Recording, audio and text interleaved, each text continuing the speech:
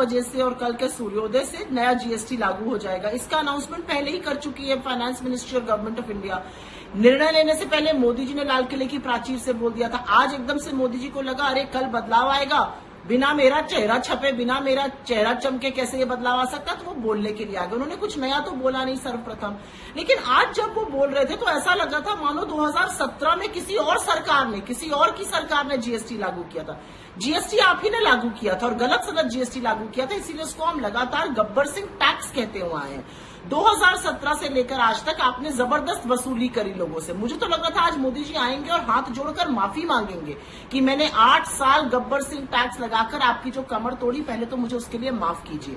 असलियत यह है 2017-18 में 11 लाख करोड़ जीएसटी इकट्ठा हुआ था, 2024-25 में वो 22 लाख करोड़ हो गया। 64% जीएसटी जो देश के सबसे कम आमदनी वाले लोग हैं वो दे रहे थे।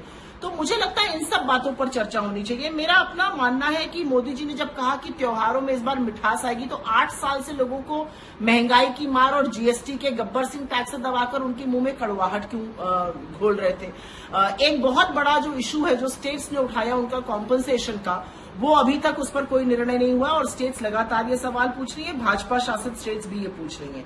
असली बात ये है कि मोदी जी अगर आज चाहें तो महंगाई खत्म कर सकते हैं पेट्रोल डीजल के दाम घटाकर, लेकिन वो ऐसा नहीं कर रहे हैं।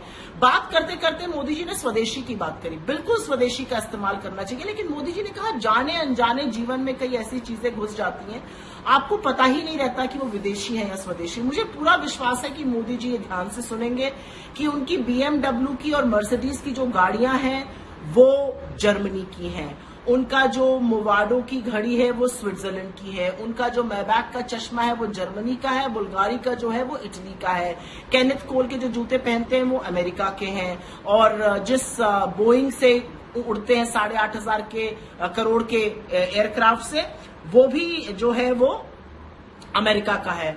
पेन भी इस्तेमाल जर्मनी का मोबला करते हैं। तो मोदी जी इधर उधर की बातें करनी बंद कर दें। जो सेक्टर स्पेसिफिक डिमांड्स हैं जीएसटी में उस पर ध्यान दें। जीएसटी अभी भी एमएसएमईज के लिए इतना सरल नहीं है, उस पर ध्यान दें।